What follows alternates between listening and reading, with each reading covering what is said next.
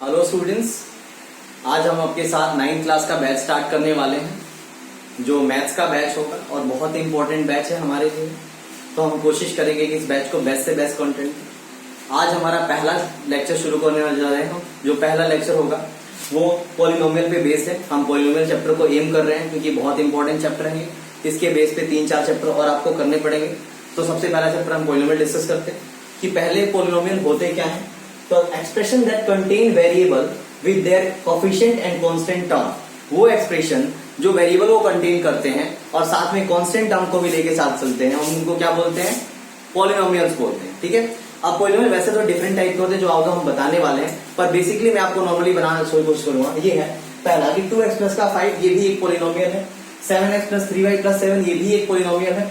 ठीक है। कैसे कि देखिए, जो x और y होते हैं ना, वही होते हैं क्या? आपके वेरिएबल्स। x और y क्या होते हैं? वेरिएबल्स। और जो कांस्टेंट टर्म होती है वो 1, 2, 3 जो नंबरेबल वैल्यू होती है वो सारी क्या होती है? कांस्टेंट टर्म होती है। तो अब बात करेंगे कि 7x प्लस 3y प्लस 7 ये भी एक क्या है? पॉलिनोमियल है।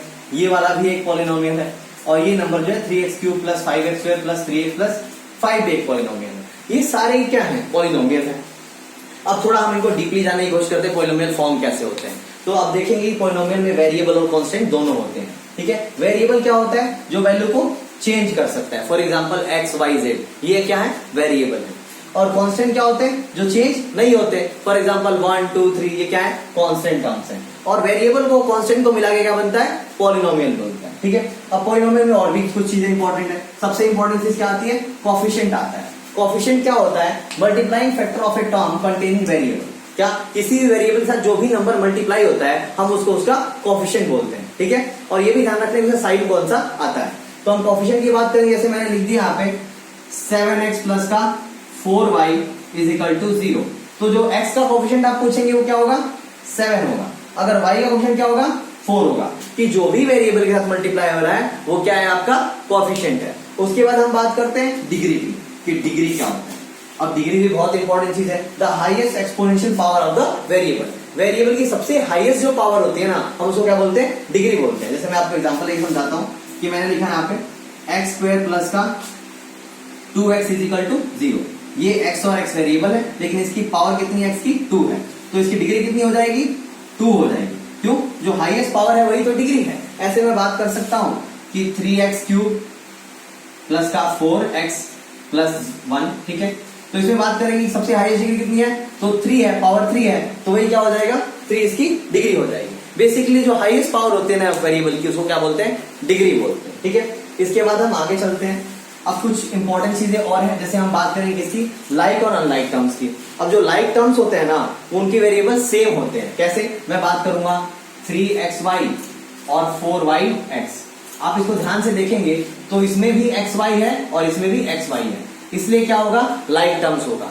जो सेम वेरिएबल को कंटेन करते हैं उन टर्म्स को लाइक टर्म्स बोलते हैं। अब लाइक टर्म्स का बहुत बड़ा फायदा है कि आप उसको ऐड सब्ट्रैक्ट कर सकते हैं। ठीक है। एक दूसरे को जोड़ सकते हैं और घटा भी सकते हैं। और दूसरा क्या होता है? अनलाइक टर्म होता है। अनलाइक टर्म वो टर्म्स होते हैं जिनके वेरिएबल मैच नहीं करते। फॉर एग्जाम्पल मैंने लिख दिया यहाँ पे 4x स्क्वायर y और यहाँ लिख दिया मैंने 3yx। तो देखिए यहाँ पे x स्क्वायर y है, 3yx है, दोनों के वेरिएबल मैच नहीं कर रहे, तो हम इनको अनलाइक टर्म बोलेंगे।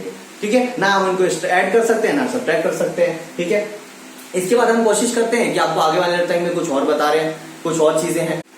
मैं आपको टाइप्स ऑफ पॉलिनोमियल के बारे में बताने जा रहा हूं, जो हमें बहुत इंपॉर्टेंट कॉन्सेप्ट को सीखना है, जो बहुत जरूरी है हमारे लिए। तो टाइप्स ऑफ पॉलिनोमियल में 2 टाइप के पॉलिनोमियल होते हैं। एक तो होता है on the basis of degree, degree के बेसिस पे होता है।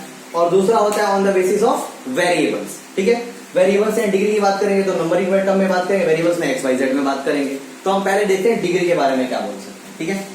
कि on the basis of degree जो होता है वो पॉलिनोमियल होते हैं 4 टाइप के। कितने टाइप के होते हैं? 4 टाइप के। पहला होता है लीनियर। लीनियर मतलब उसके पास पावर कितनी होनी चाहिए? 1। जैसे हम बात करेंगे x plus 2x is equal to 1। ठीक है। अब ये क्या है? इसमें देखेंगे आपकी सारे वेरिएबल की पावर कितनी है? 1 है, तो हम उसको क्या बोल देंगे? लीनियर बोल देंगे। अब नेक्स्ट आप बात करेंगे क्या? क्वाड्रेटिक की। तो क्वाड्रेटिक के अंदर क्या होता है? पावर होती है 2। मैं बात करूंगा x स्क्वायर प्लस का 2x और प्लस 1 इज इक्वल टू 0। तो इसमें जो हाईएस्ट पावर है आपकी कितनी है? 2 है। तो हम इसको बात करेंगे क्वाड्रेटिक में, ये क्वाड्रेटिक है। ठीक है।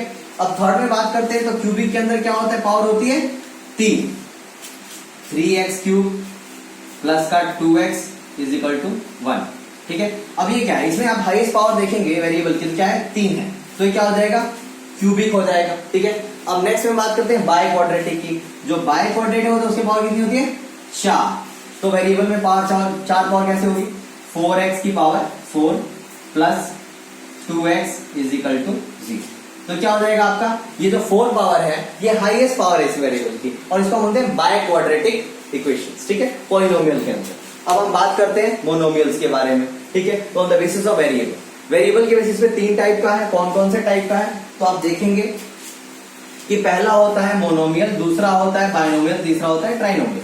अब आप सोचेंगे मोनोमियल क्या होता है, तो देखिए जिसके अंदर एक वेरिएबल होता है उसे क्या बोलते हैं, मोनोमियल बोलते हैं। For example x plus 7 is equal to 1, ये क्या है, इसके अंदर एक कांस्टेंट है और एक ही तो वेरिएबल है, तो ये क्या हो जाएगा आपका, मोनोमियल हो जाएगा। अब हम बात करेंगे बाइनोमियल के, जिसके अंदर 2 वेरिएबल होंगे हम उसको बाइनोमियल बोलते हैं। For example x plus y is equal to 7। ठीक है, आप देखेंगे 2 वेरिएबल हैं तो हम क्या बोल सकते हैं, क्या है, बाइनोमियल हो गया आपका। अब आप थर्ड में बात करेंगे ट्राइनोमियल थी, तो जिसमें 3 वेरिएबल होंगे हम उसको क्या बोलेंगे, ट्राइनोमियल बोलेंगे। For example x plus y plus z is equal to 2, तो जिसके अंदर 3 वेरिएबल होंगे हम उसको क्या बोलेंगे, ट्राइनोमियल बोलेंगे। ये पूरा कॉन्सेप्ट जो है वो बहुत जरूरी है पॉलिनोमियल सीखने के लिए। अगर आपको ये सारे कॉन्सेप्ट्स आते हैं तो आप इजीली समझ सकते हैं कि सबसे पहले पॉलिनोमियल क्या होते हैं। तो जो वेरिएबल को और किसको, कांस्टेंट को कंटेन करते हैं वो क्या होते हैं, पॉलिनोमियल होते हैं। पॉलिनोमियल किससे बनते हैं, वेरिएबल से बनते हैं और कांस्टेंट टर्म से बनते हैं।